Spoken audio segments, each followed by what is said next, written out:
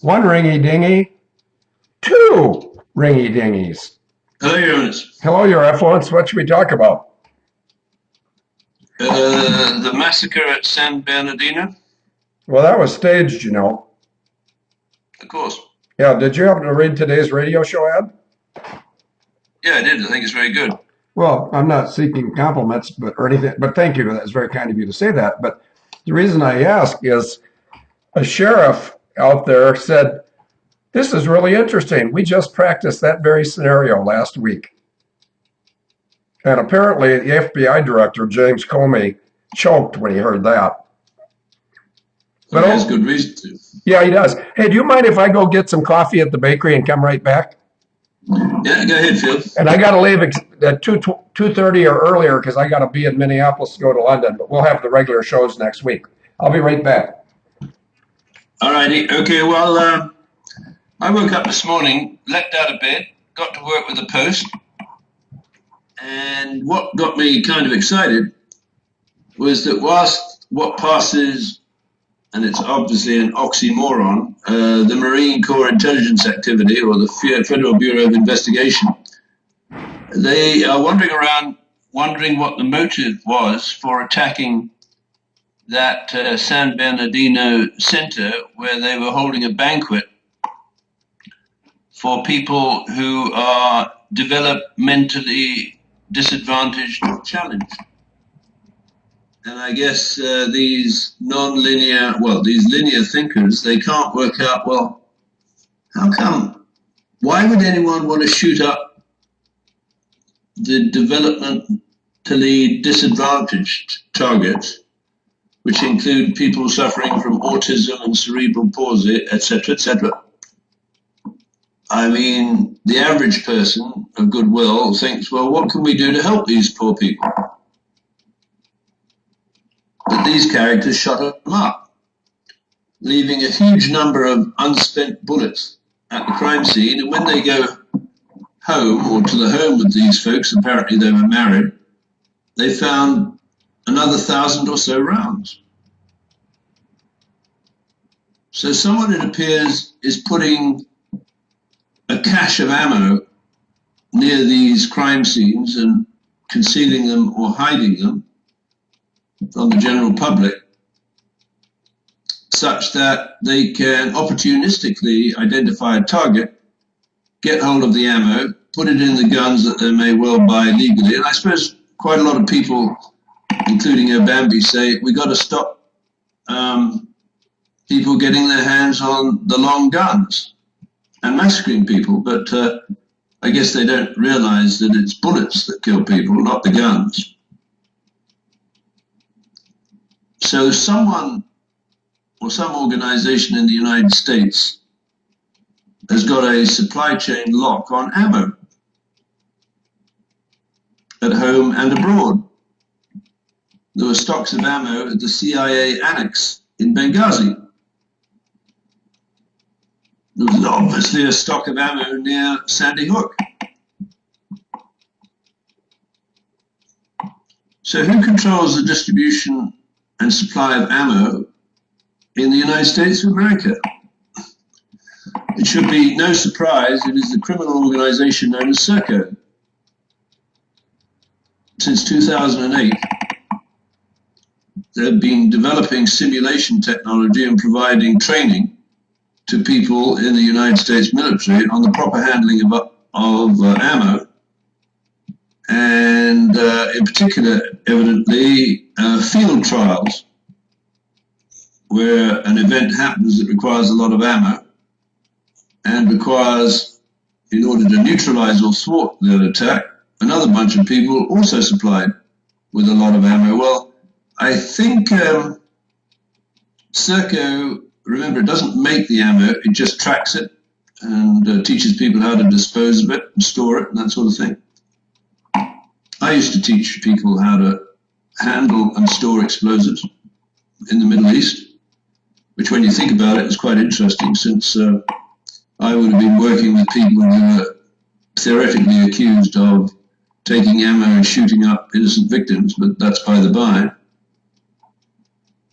So Serco evidently moved 1.3 billion rounds of ammo into caches around North America.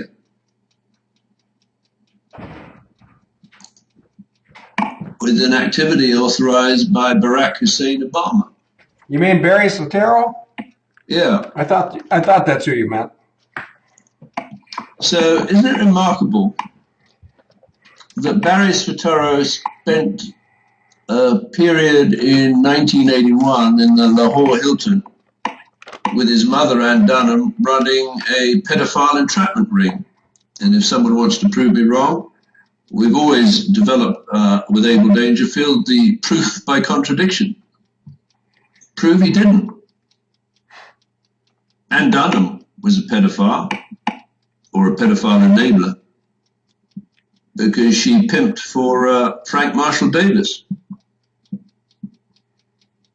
who was the mentor of Barry Soetoro. So, of course, it's very sad for Barry Soetoro because when he was a 7 or 8 year old child in Jakarta, he was groomed by a cross-dressing male prostitute named Turley and taught the art of sexual entrapment of adults. But I digress. Now, I discovered that Barry Soetoro doesn't sleep well at nights. Do you know why, Phil? Barry Soetoro doesn't sleep well at night? No. Probably because his beard is emitting 14 cubic feet of methane every 20 minutes. Well, I think you're very close. And my theory is that he's somehow been programmed by his handlers to have nightmares about a 2-degree world. Do you know what a 2-degree world is? No, I don't. But would you think I was nuts if I said that most of these elitist world leaders have chips in them that can be hacked? Well, no, I mean, I believe that's what was indicated in the Spectre movie that I may go to see the third time because it's got the underlying storyline for these attacks. Because unbelievably, or almost unbelievably, the people who in the FBI who say we can't quite identify the motive, it turns out they are members of the latter-day Eugenics Society. And lo and behold, the Eugenics Society, well, I'll read this first paragraph. Abel Danger asserts that Serco, with CGI Stanley out of Montreal, and let's remember, Stanley was the name of the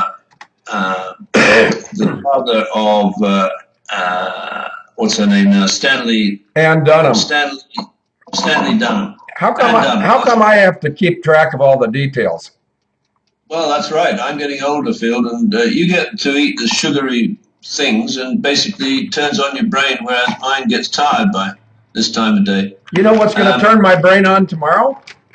What? I might go see Spectre. Tomorrow is Saturday. I should be in London by 9 in the morning, 9:30 in the morning.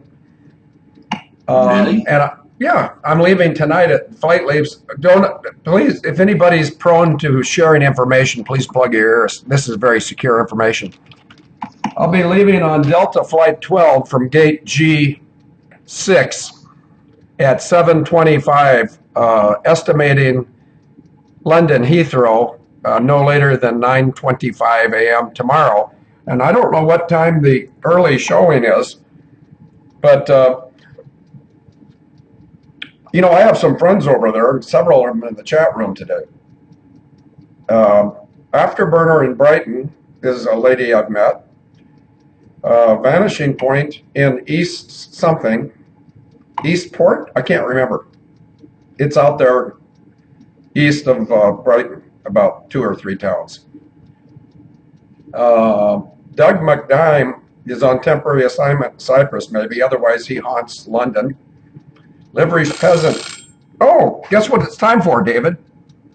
Okay, prayer time. Okay, over to you, and then I'm going to just take a break. Okay, you talk for 2 minutes. That's when I have to do the prayer time thing. Okay, all right. AD asserts that Serco, with CGI Stanley out of Montreal, has developed a 9 eyes, that's 5 eyes plus BRIC, eugenics surveillance network to identify suitable targets to be carbon capped, i.e. killed, and ease Obama's fear of catastrophic global warming.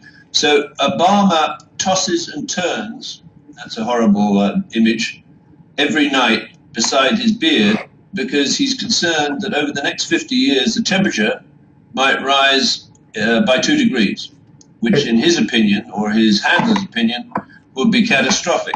He needs to be reminded that the average temperature right now is 12 degrees or 14 degrees around the globe, and it has been 24 degrees for millions of years, where animals just thrived because it was nice and warm and there was high levels of carbon dioxide to fertilize the plants. So 60-ton and 80-ton dinosaurs didn't have to run around because they could just chomp on the herbs and stay fat and happy. And in fact, only once in geochronological time, that's the end of the Carboniferous and the beginning of the Permian, have we had simultaneously a low amount of carbon dioxide and a low temperature.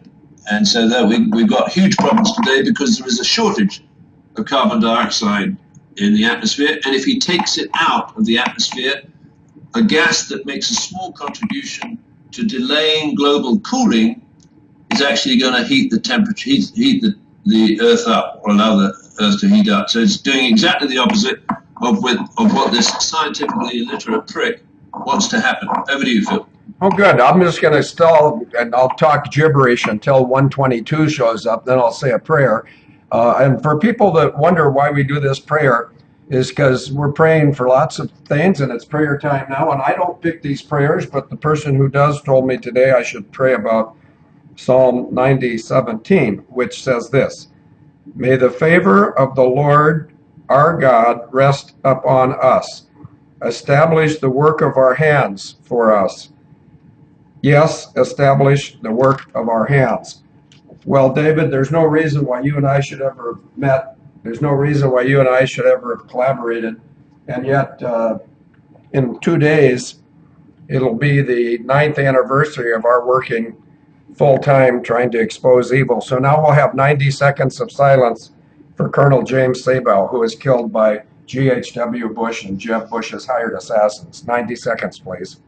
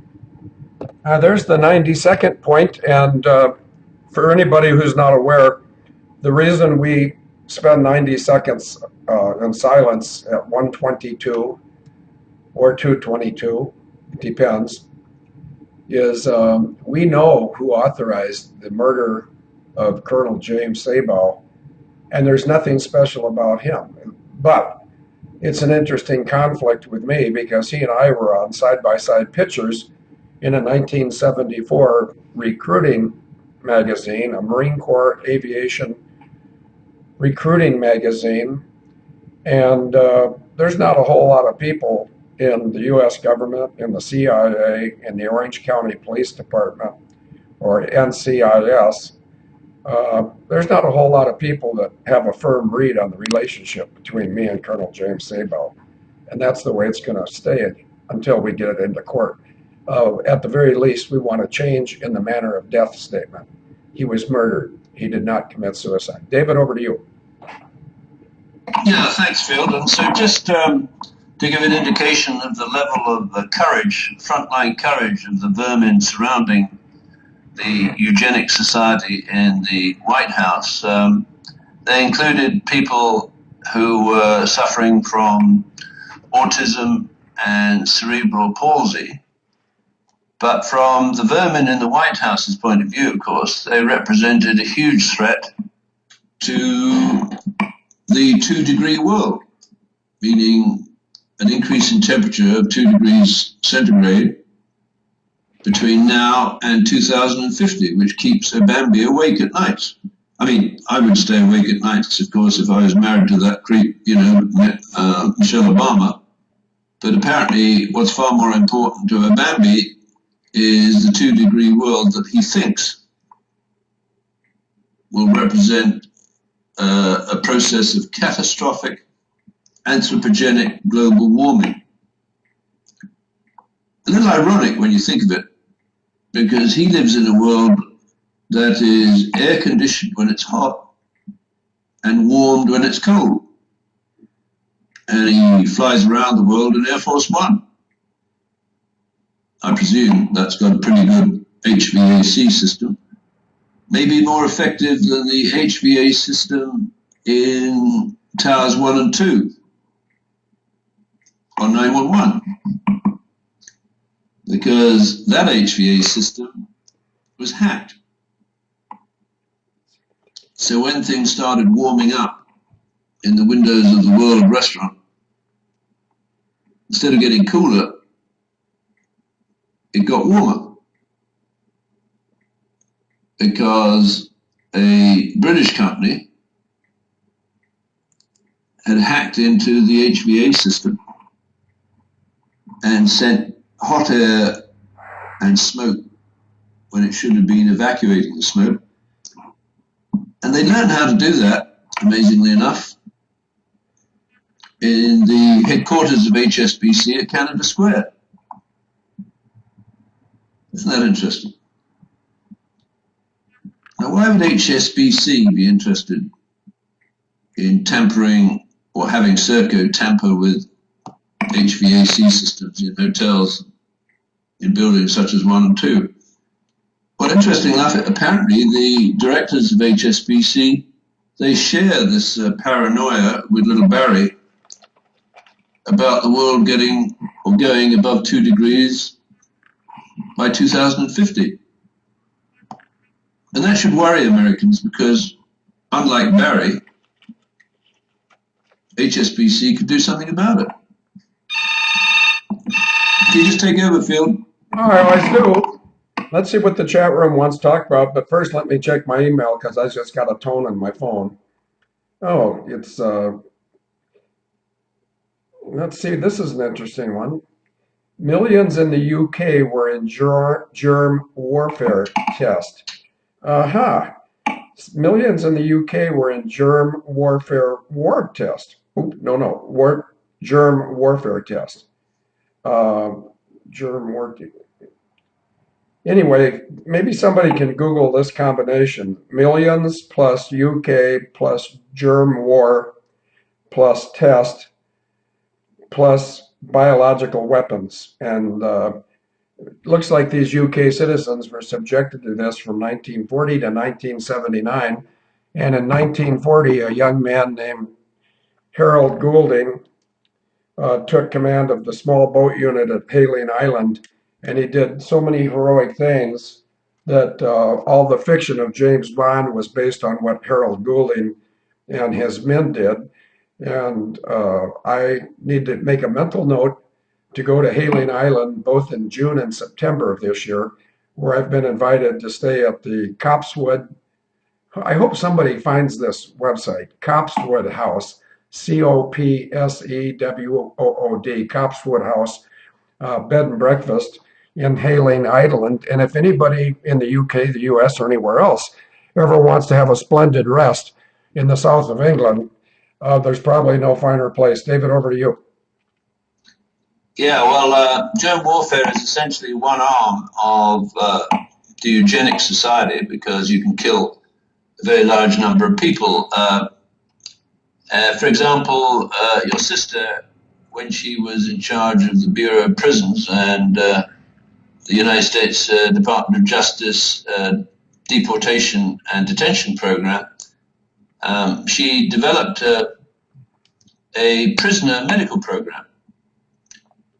And that involved, in the case of the Clintons in Arkansas, apparently collecting blood from prisoners at, I believe they charged or paid $7 a pint, mixing it all together, getting Hep C and HIV viruses, a nice little lethal eugenic cocktail, you see, bringing it up to Canada, to Montreal.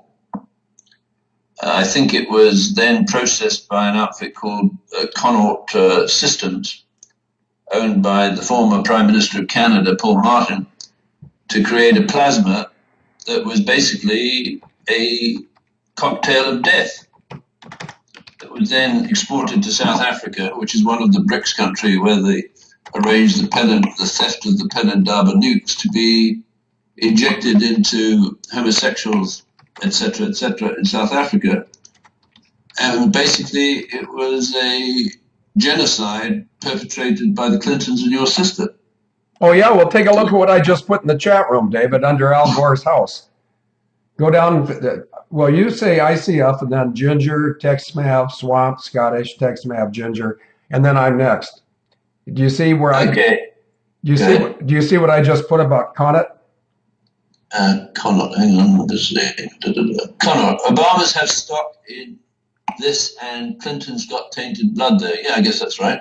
Yeah, it is. And they don't have stock anymore. They got rid of it probably just before 2009's phony baloney inauguration. Over to you. Yeah, and they burnt down the labs and all the records to prevent Abel danger. What a hope, a forlorn hope that is from tracking them down into their lair.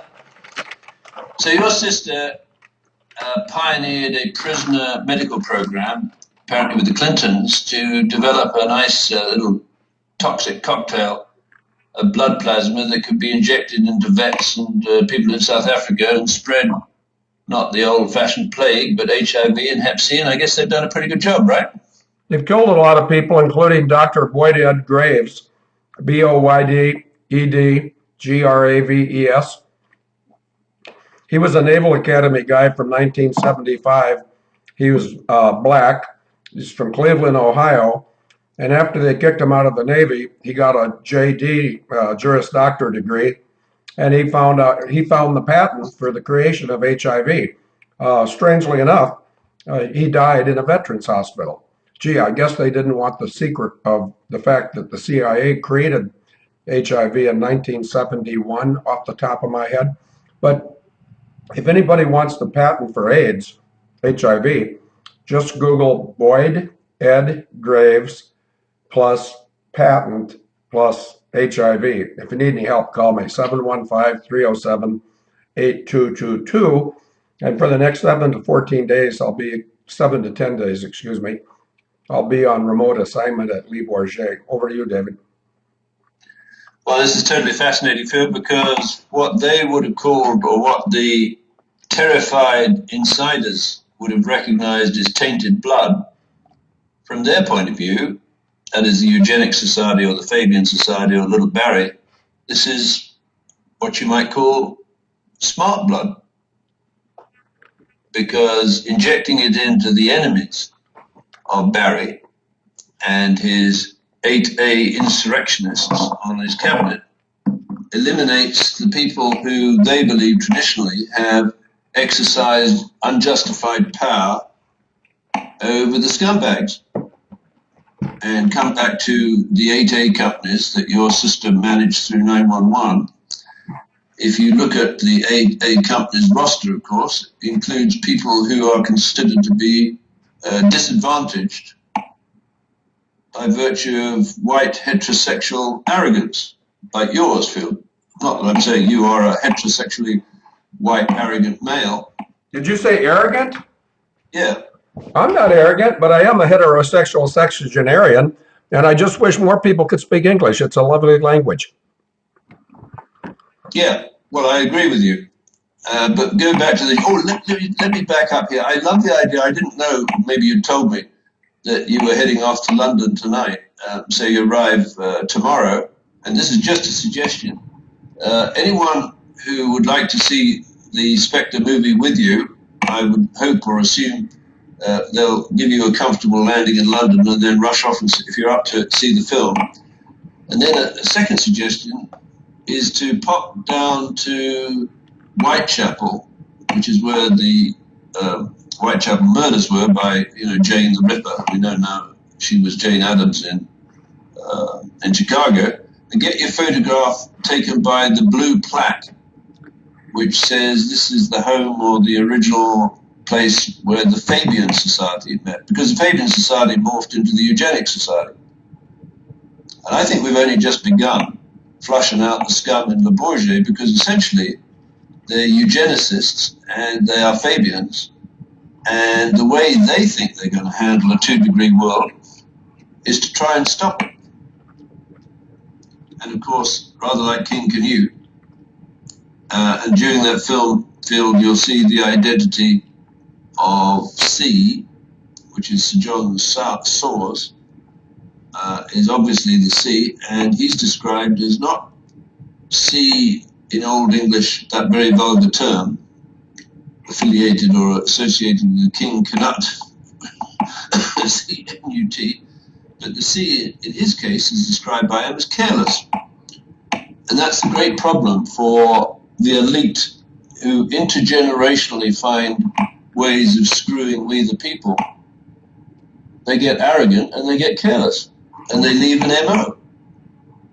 And the MO, I think collectively we can say we've discovered, is they're targeting people that they believe don't have the right to live and exhale carbon dioxide and contribute to catastrophic anthropogenic global warming.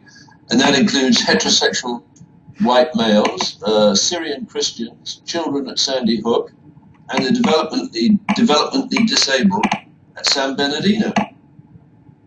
And that's the common factor of the targeting that we have experienced since Obambi has been in the White House. So your buddy Chick Burlingham, even though Obambi wasn't in the White House, he had embraced the Eugenics Society principles, and Chick Burlingham was considered to be, well, you can tell us more about what Chick Burlingham was, but he looks like to me like a very courageous, capable, white, heterosexual Christian male. But do you have any other adjectives to apply to it? Yes, he was a very well respected fighter pilot that flew F-4 Phantoms off aircraft carriers. And I hope everybody's listening to this next statement.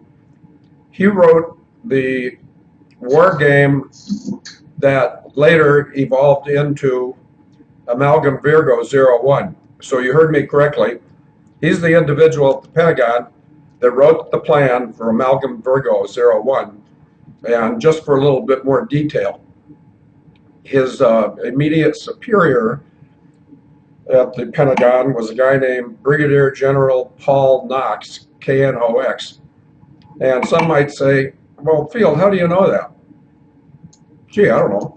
I guess I just make stuff up. It's funny how I make stuff up and you can verify it, which I guess would indicate I'm not making it up. Hey, over to you, David. Well, absolutely right. And then we had John Bennett Ramsey, who was the chief executive officer of Access Graphics, a subsidiary of Lockheed Martin. And Access Graphics and Lockheed Martin were installing the Nine Eyes surveillance unit in the Pentagon's US Navy Command Center, where the majority of the members of the National Command Authority at that time, including Bill Clinton and the chairman of the Joint Chiefs of Staff, John Shalikashvili, who was the son of a Waffen SS major by the name of Dmitry Shalikashvili, who came to the United States of America by lying about his past on the Eastern Front, and was processed through what was called the Paperclip Project, run by the British out of Camp Watton in Aberdeenshire, where they took Nazis and showed them 24/7 images of the most appalling cruelty meted out to victims in the concentration camps. Effectively a long, drawn-out exposure to snuff films. And they would measure their, dare I say it, smart blood and vital signs to see if there was anyone that they could recruit who would show no compassion for a victim, as they were murdered slowly and cruelly, because those people who would show no compassion would make excellent recruits for the CIA, which was formed in 1947 by British intelligence. Out of the ashes of OSS and the Special Operations Executive, run by Serco when it was called RCAGB 1929. So a significant number of CIA agents were people who could watch a child being tortured to death without showing any emotion or even attempt to save the child's life.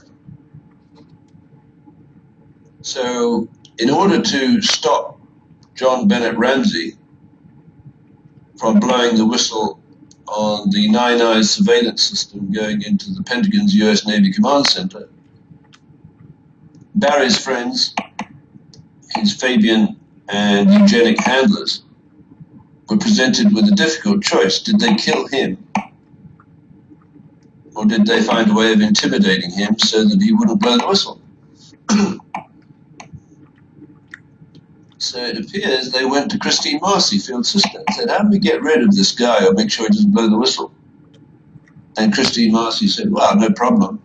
I have access through the detention and deportation program of the Immigration and Naturalization Service and my prisoner medical program to some people who would be quite happy to intimidate John Bennett Ramsey by torturing his daughter, John Benet Ramsey, to death, getting a snuff film and spreading it around the Five Eyes or Nine Eyes surveillance network, so everyone in the network gets to see what happens if they disobey an edict from the Eugenics Society or Fabian Society. And I can actually recruit from Canada, because I got some folks with my Canadian counterparts in jail in Canada that would love to have a 24-hour furlough and go and torture a little girl to death. Who am I talking about, Phil? Ramsey Joseph, or what's that guy? Ted somebody? I don't know. Who are you talking about? Well, in Canada, in jail, we had at that time Paul Bernardo. And Russell Williams. And Carla, no, Russell Williams hadn't gone to jail then because he was jailed just before the Winter Olympics. But Carla Homolka and Paul Bernardo, who I think I taught you the word hybristophiliac, didn't I, Phil? Yes, my sister is a hybristophiliac lesbian. And when it comes to Paul Bernardo, there's a lady from Canada who will be in Plum City on the 27th of December. And she was once stalked by Paul Bernardo. Do you think that's true? I'm sure it is. It is. And her dangerette name is Atomic Betty or Sherlock. Over to you. Yeah, well, Carla Homolka and Paul Bernardo, who went to the marriage of Russell Williams and Mary Elizabeth Harriman in May of 1991, it appears these two guys knew each other at Toronto University and used to rape together and managed to find girlfriends to film them raping the victims. So they're about as sordid as you can get. But of course, that didn't rule them out for recruitment into the Canadian Air Force, because Canadian counterintelligence has been totally dismantled by people like Pierre Elliott Trudeau, the late father of what we've got, or what passes as the Prime Minister in Canada. But I digress. So Christine Marcy would have had all the contacts she needed to put together a snuff film crew out of 8A insurrectionists and furloughed prisoners in the Five Eyes prison system. If people doubt me, just think of how many prisoners have been transported by Serco around the world. And we know that there was about 3,000 prisoners that had allegedly been tagged by Serco under a government contract for these people to stay clear of children's schools and various places where they might find a target. It turns out that those prisoners were either dead overseas, never been charged, or back in jail. So Serco had actually created a virtual 3,000 member hit team where I guess they were either chipped or monitored to make sure that they had smart blood that didn't show any empathy for the victim as they were being tortured to death. So this is a truly dirty company, but we've said that many, many times. But Serco, and there's so many ways of digressing with Serco, Serco has since 2008 run the Defense Ammunition Center. So if little Barry wanted to develop the field sister caches of ammo around North America and abroad, so that when an opportunity occurs for an assassination or a mass murder or mass casualty event, there's always ammo to hand, because I get the impression it's actually easier to move guns around than it is to have ammo. But that may be totally mistaken. You're more familiar with guns than I am, Phil. Do you think it's more difficult to move guns or ammo around North America? I don't think it's difficult to move either. I think a lot of it's stored in the old Walmart stores that have been reconfigured, and there's old Walmart stores all over the country, and they might even have tunnels that lead to and from those Walmart stores. Let's just pick a random place like San Bernardino, California, which is very close to March Air Force Base and not too far from Norton Air Force Base. But if there was an old Walmart store in San Bernardino, that would be an excellent place to store the weapons that the Patsies allegedly had on them when they killed a bunch of disabled people. I'm not suggesting this is true. I'm just saying it's a distinct possibility, because Hillary was the director of Walmart, and Walmart, although they advertise, rock bottom pricing, basically, that's not really what they're all about. They're not really about serving America. They're really about providing a network to destroy America. And I say that because I've been watching Hillary through a different set of lenses than most of you. For instance, the droning of aircraft that made 9/11 possible, that was done with the collusion between Hillary Clinton and Christine Marcy. And if that's not true, they've had the last 9 years to object by filing, what is that called? Libel. Well, lack of libel means lack of falsehood. Not necessarily in all cases, but in this case, it certainly applies. So what was your question about, David?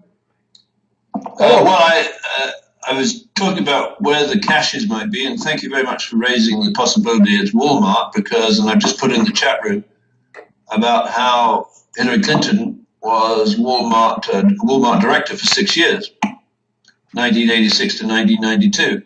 So if Walmart supply chains were moving ammo around the world, of course, you've got a huge potential to load up the ammo caches in HUBZones, which I think was a concept developed by your sister and John Kerry, where it's kind of no-go zone for people, I believe, who would like to see the United States regain its profile as the light on the hill, where you can find integrity and shelter and protection from these vermin.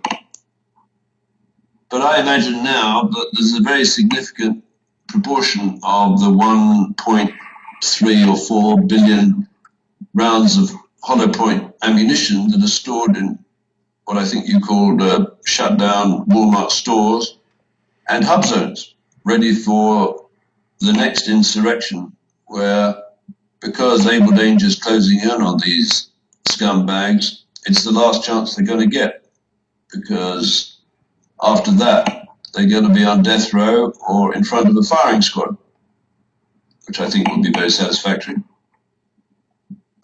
So I think Le Bourget, interestingly enough, field is the death rattle.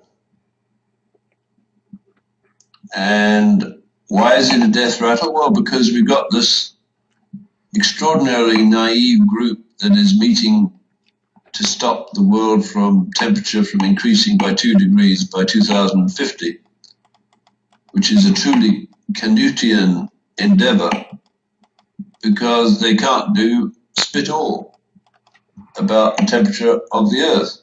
And in fact, they've got to, excuse the vulgarity, arse about face.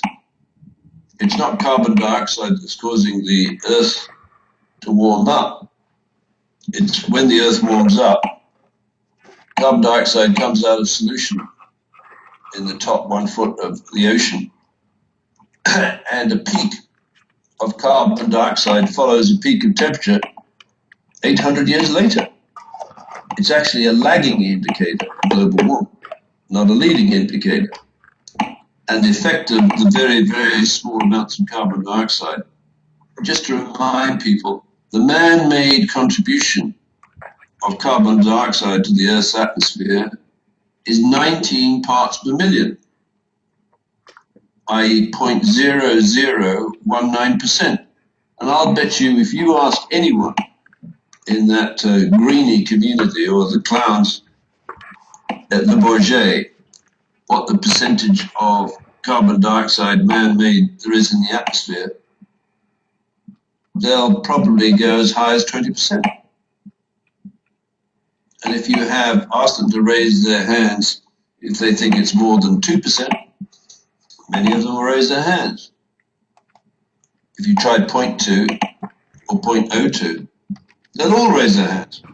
That is, they know F all about atmospheric physics.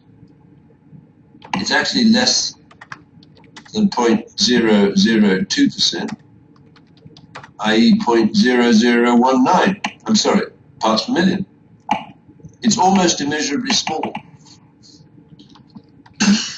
So back to Walmart, I do like the idea that Hillary Clinton, I need a glass of water, Phil, over to you. Okay. I need some help from somebody who's smarter than me. Could be Vanishing Point, could be Anne Bransky. Let me just show you what I was doing. I was putting this comment. I'll read my comment to Eleanor Rigby. Eleanor Rigby puts on a face that she keeps in a can by the door. What is it for? You can watch my safe travels at websites by searching Delta 12, today, the 4th of December. And I think I'll be coming back on Monday, the 14th of December. Things could change. Don't go changing to try and please me. I like you just the way you are. God likes me just the way I am, which makes perfect sense because he made me the way I am. He made you the way you are too. Of course, once you figure out who's driving the cart, then you can make some improvements too. For instance, I'm going to shave before I go to London. That's because I don't want the guy that I buy the ticket from to watch Spectre, or the young lady, whichever it is, who's selling me the ticket. I don't want them to say we don't allow geriatric bums in here with 5-day-old beards. So I guess I'll shave before I go to the airport tonight. But anyway, does anybody know? There, thank you very much, Vanishing Point.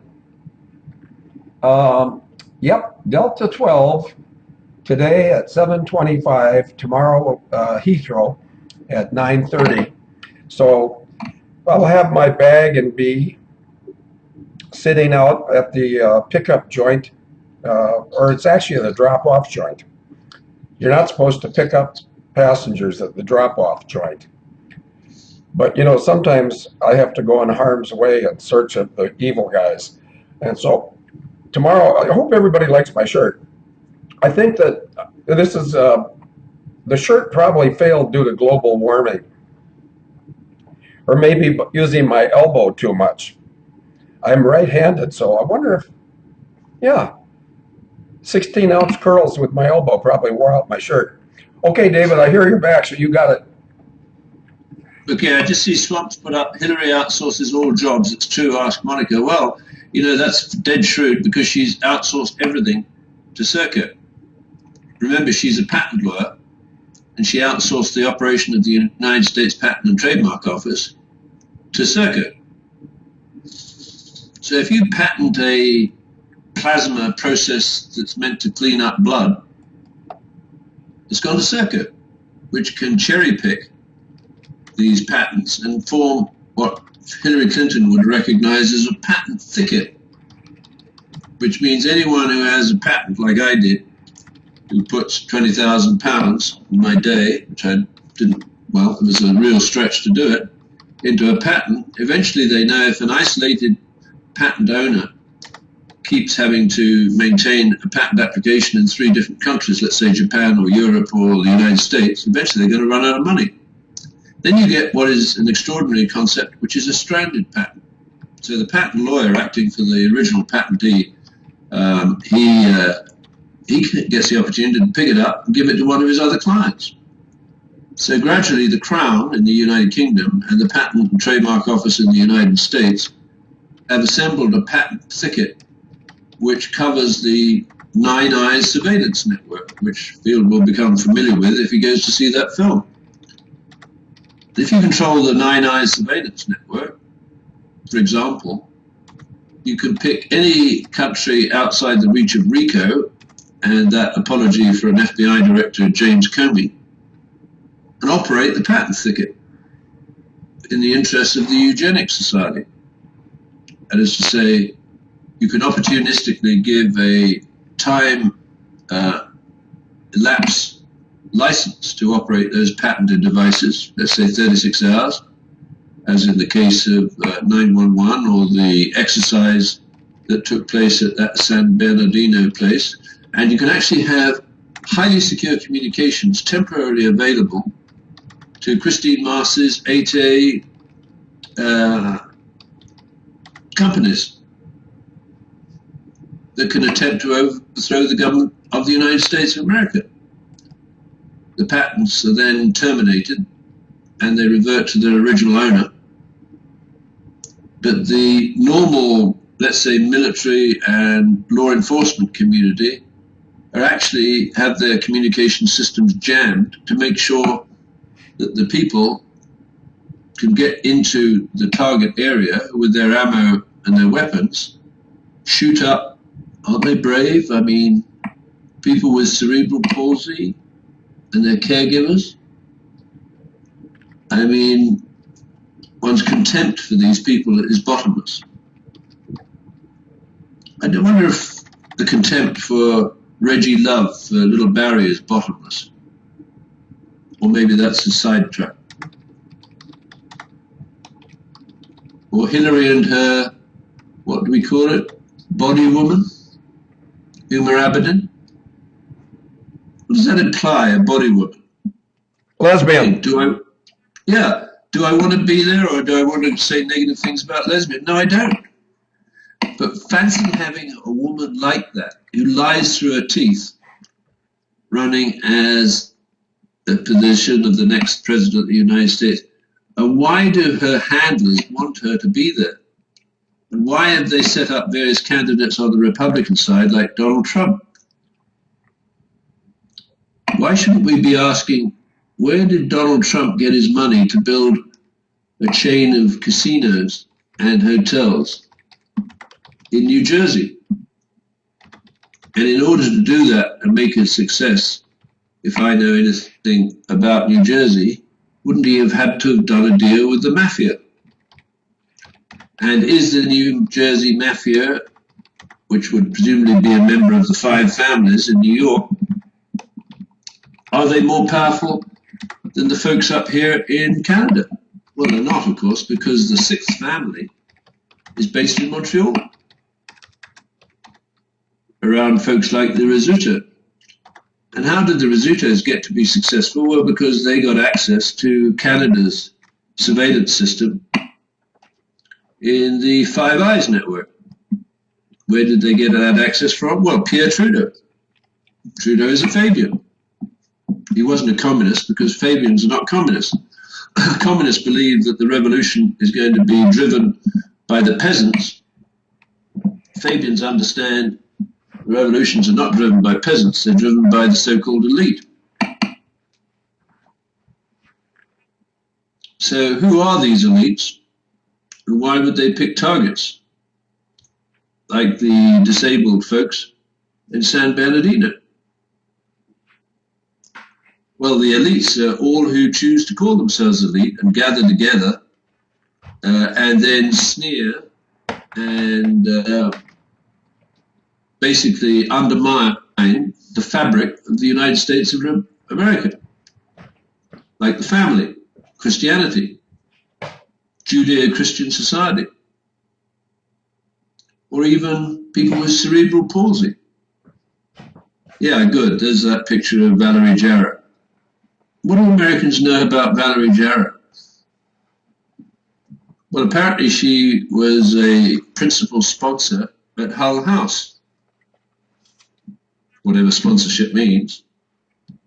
But she would have known that Hull House effectively operated as a pedophile brothel for the purposes of entrapment and extortion of the traditional elite of Chicago, which might be perfectly capable business people or leaders of the society that could be walked into a pedophile trap and then extorted and blackmailed, just like that was done at Toynbee Hall, where, interestingly enough, the foundation invention that underpinned the growth of RCA, Radio Corporation of America, led by David Sarnoff, was exposed to the public for the first time, i.e. the Marconi wireless telegraph.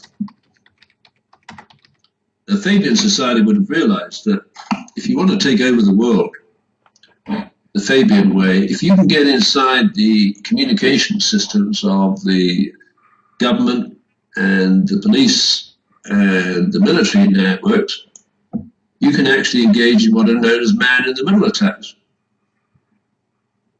Like, for example, sending a signal to the Titanic to change course and run into the iceberg, where the other side of the iceberg there was a Canadian ship called the SS Mount Temple squatting, owned by Paul Martin's family.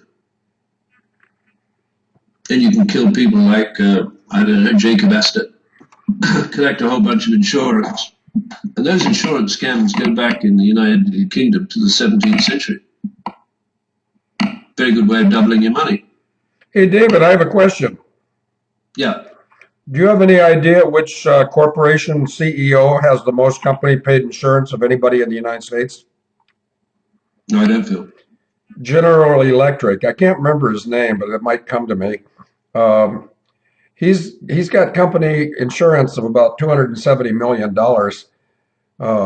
And he probably warrants that because of the roles he may have played in 9/11, not just the 9/11 exercise that went live, but also the cover-up movies about 9/11, which GE played a big part in.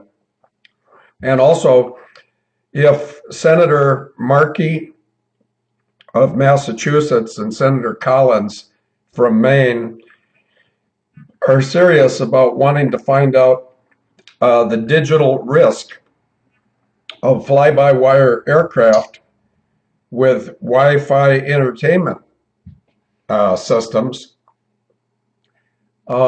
they could always call me, 715-307-8222. Over to you, David.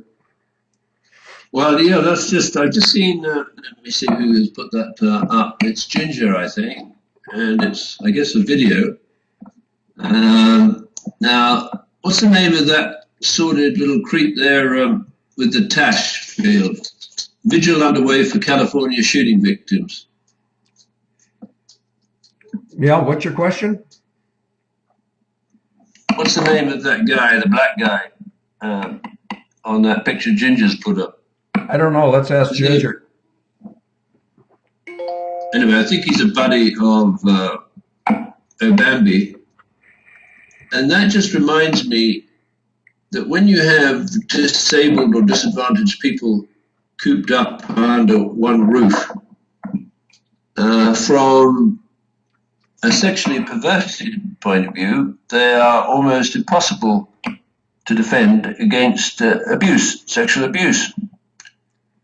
Now, if the idea of abusing victims or people who are suffering from dementia or autism or cerebral palsy is abhorrent, I guess it is to most people, we should remember what Jimmy Savile used to do at the Broadmoor Prison Hospital. He had a golden key issued to him by the woman who considered John Major as her toy boy. That's Thatcher. No, it's a woman who fancies herself greatly, and I think she was Minister for Health or something like that in those days. Can you give us her name? I'm just trying to think of it, but she was the mistress of John Major, the former Prime Minister of the United Kingdom, and somehow or other, she had the possibility of providing a golden key so that Jimmy Savile could allow himself access to the people locked up in the Broadmoor Prison Hospital. And he was abusing them. Edwina Curry, that's it. And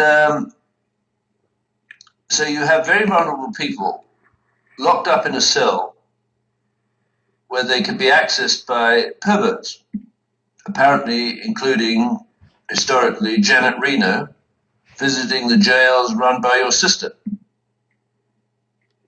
So she could get at women who were in the jail with their children and maybe hit them with a taser if they denied her access to the children. And this was the Attorney General of the United States of America. And it was she and your sister and Jamie Gorelick, between them, who had a lab day on October the 22nd, 1996, where they celebrated the reinvention of government with programs developed by government labs, including JABS, which actually was a spin-off from Nortel in Canada, that allowed them to track criminals and their victims internationally. JPATS, Justice, Prison and Alien Transportation System, run by her sister, which allowed her to transport prisoners and marshals anywhere in the United States at places of rendition, as I understand it, including Diego Garcia, to torture their victims and get whatever evidence they felt they needed out of the victim, like KSM. Incidentally, do we know where KSM is now, Field, over to you?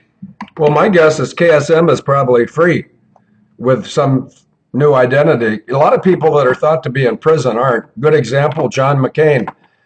Because he was allegedly in solitary confinement at the Hanoi Hilton, people would not expect to see him since he's all by himself. Except for the problem was he wasn't all by himself. He was with two nurses, all by himself. Not even. Yeah, John McCain has fallen out of favor with his own goofy political party, and I think Lumpjaw and Light Loaferd Lindsay, by doing their collective Chicken Little act, the sky is falling, the sky is falling. People are getting tired of it because the sky hasn't fallen yet. Over to you, David. If you turn your microphone on, that'll work better. Okay, we've lost David. Let's see. Hello, are we there? Are we where? Sorry, I get trouble with my switches here. I don't get a nice little light that tells me I'm on or off, so I don't understand this. Anyway, David V says that he wanted to comment on religion. So in order to avoid me rattling on without hearing what his comment is, maybe David V could just pop in the comment so I could react to it in the chat room. Over to you, David V. I think he did explain it. He said that religion is business and faith is something else. Spiritual faith is one thing, but organized religion is simply business. And how do we know that? Because they get a 501(c) deduction from the IRS. And so they're constrained. Somebody from England put a comment in there, all religions are run out of the Vatican. And they created one religion that I'm aware of, and they probably created more, but they created Islam, and it was somewhere around 800 AD.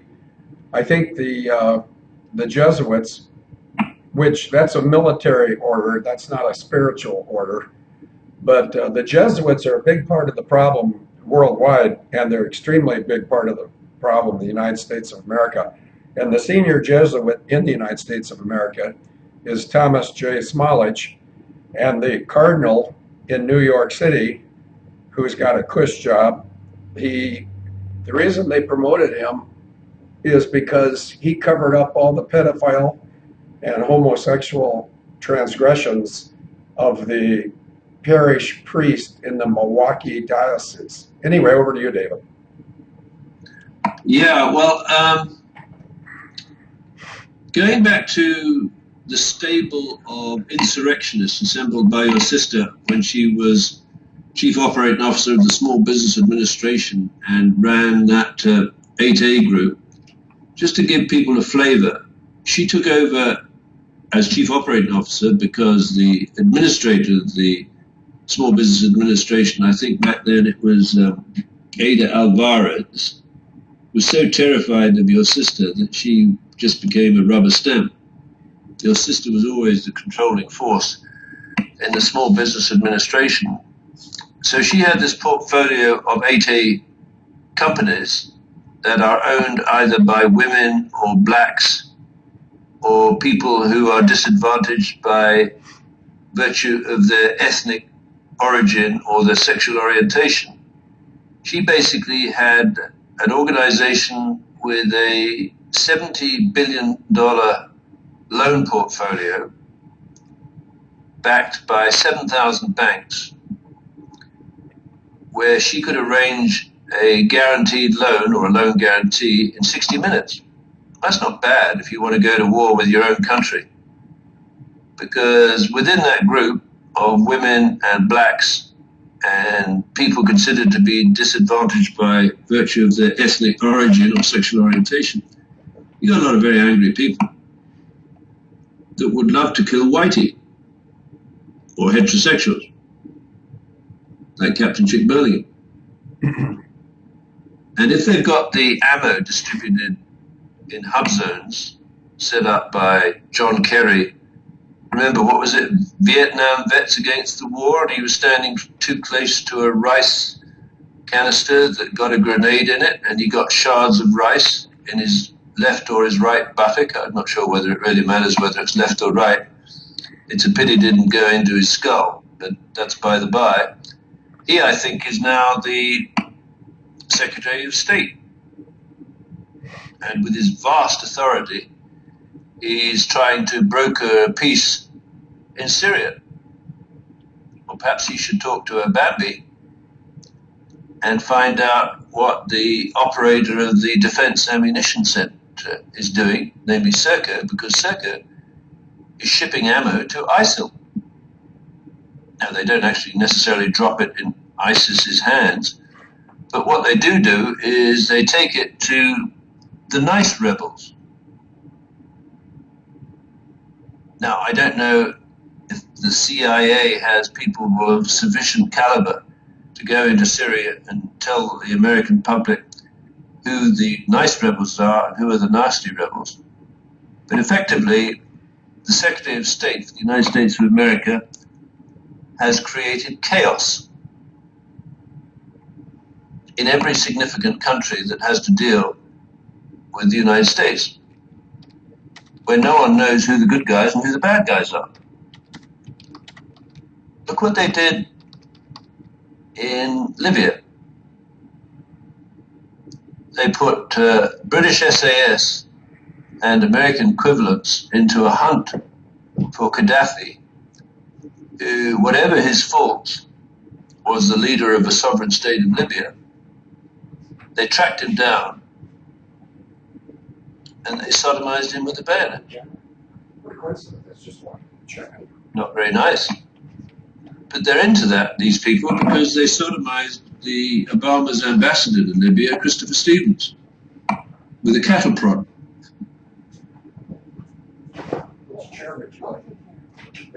They got the movie back, spread it around the public service in the United States of America, and the public servants went silent.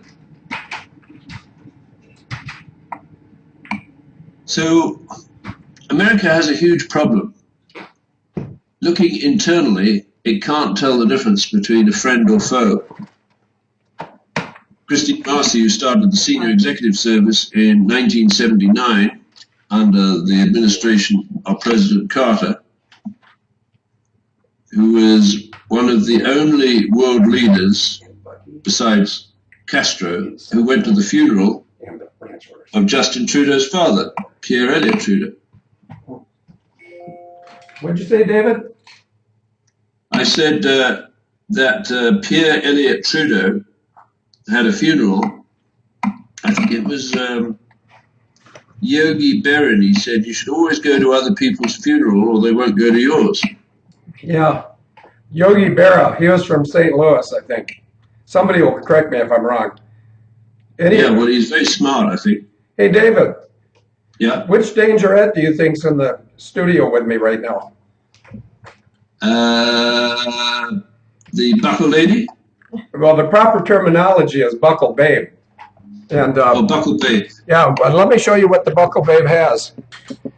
She's got a couple of buckles, and she's got a CD by Daryl Barr. And I'll just put these CDs on camera. Those Daryl Barr CDs, we got those from Daryl Barr, and he'd like to come to the ranch and entertain sometime. And the ranch, by the way, in the last 48 hours, it's become pretty much a done deal.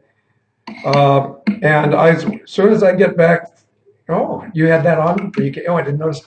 The buckle babe has a buckle. In fact, why should I have all the fun here? Look at where she's got her buckle. There's an Able Danger buckle. Is that a numbered buckle? It's mine. So what number is that? 10? Yeah. One. Hey, David, what buckle number do you think you're getting? David, turn your mic on. Okay, I'm going to switch over to the live stream so I can see what the buckle looks like. So I'm going to switch off my mic. Oh, you know, the buckles. You know what the buckle looks like. You've seen it before. No, I haven't.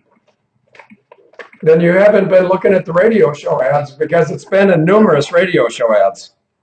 Okay, that said, can the buckle babe put up a picture? No, because it's my computer. She's not, she doesn't need to touch my keyboard because I have a cold. You can hear it in my voice. But watch how quickly Agent 66 or Afterburner puts up an image of the buckle, like that buckle right there. But I ask you a question. You're not listening well today. Do you know what buckle number you're getting, David? 007. Yeah. And I just wanted not to Very privileged to have it. Yeah, well, we're all privileged to have it. We all need to thank Ryan Vail. He did this on his own. He didn't ask permission. As soon as he did it, he said, I hope they're okay, and I can change them any way you want. And I said, Ryan, that's not the way we operate. You did it. So, oh, how interesting. This is the certificate of authenticity. It's yours. Oh, it is? Mm-hmm. Oh. I framed it for you. Well, I got a Christmas gift. This is my certificate of authenticity, and never one to kowtow or self-aggrandize. David, I did tell you what self-aggrandize means, didn't I? I think you did. Yeah.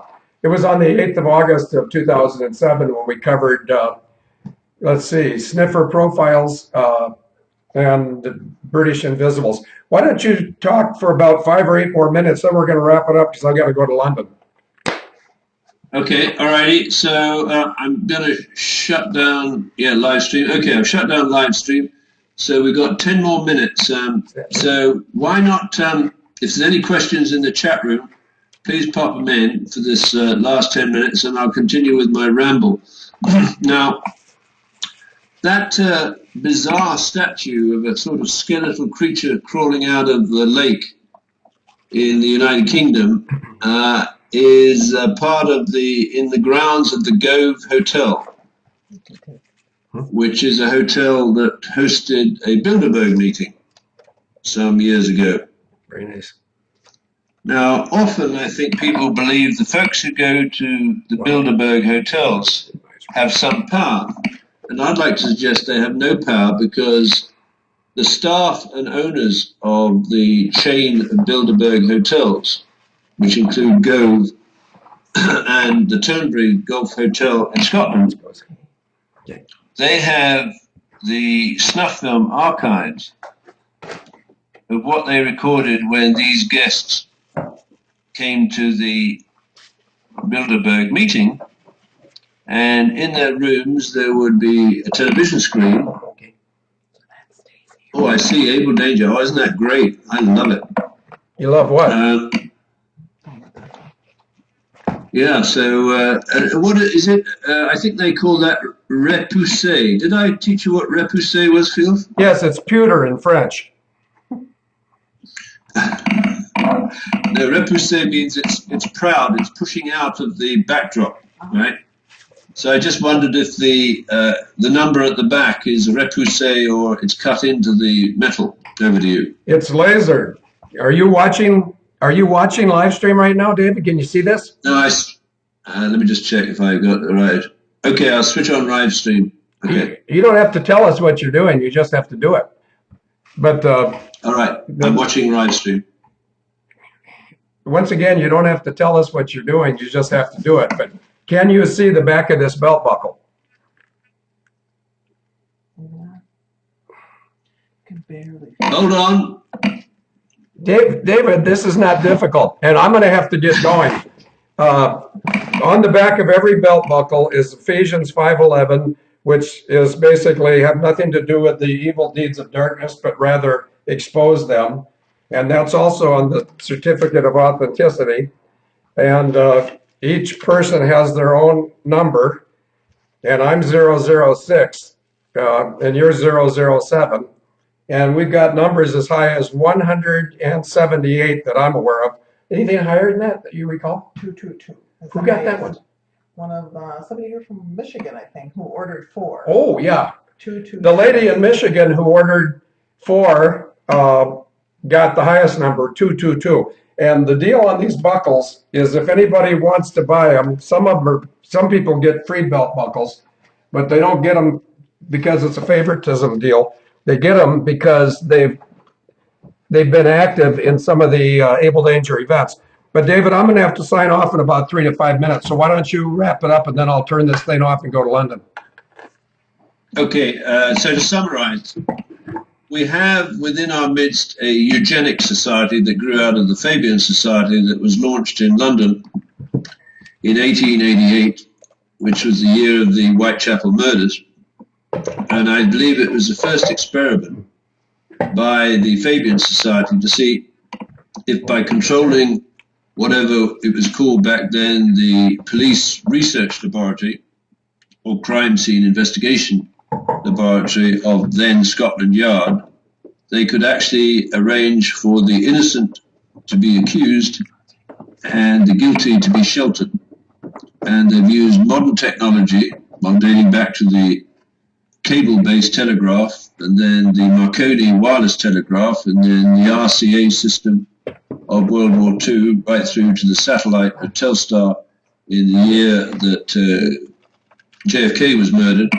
through to the internet today to establish a nine-eyes surveillance network that is tracking every target that stands between the New World Order and a rise in temperature of 2 degrees centigrade. And we're right in the heart of it, Phil. It's 12:25, and they're going to lose. And I'm so looking forward to that buckle arrival. And I'm telling my lady friends that they're going to have to pay to sit beside me when I'm become 007 up in BC. Now these, Just teasing. these geriatric ladies you're alluding to, are they in some form of care home? Well, I don't know, but I'll leave it to the ladies to decide whether they want to pay to sit beside me, and if they don't want to pay, they're still very welcome. Okay, well, you want to sign off now? Yeah. Okay. Bye now. Well, I'm gonna shut you off before you can shut me off. Okay. Bye. Bye.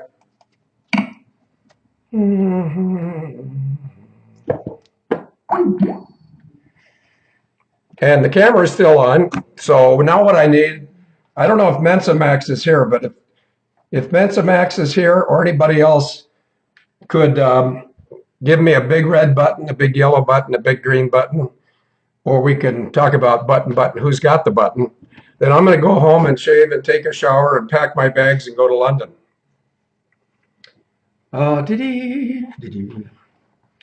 It's nice, Cloud. Yeah, send email to Abel Danger BB, that's Abel Danger Belt Buckle, at gmail.com to order a buckle. And if anybody does that, please indicate 3 or 4 numbers that you'd like if they're available. And I think nothing's available below 34, is it? Correct. So if you would indicate your preference for numbers, if it's available, you'll get it. If it's not available, you have the opportunity to say lowest available numbers, what I recommend you do, because these are all going to be collectible. And I see a big green button. Afterburner's still here. She's a lady in Brighton, England. And Vanishing Point was asking if we're going to get together and have a lunch or dinner over there. And it's always possible. And Brighton or Crawley would be places that might work.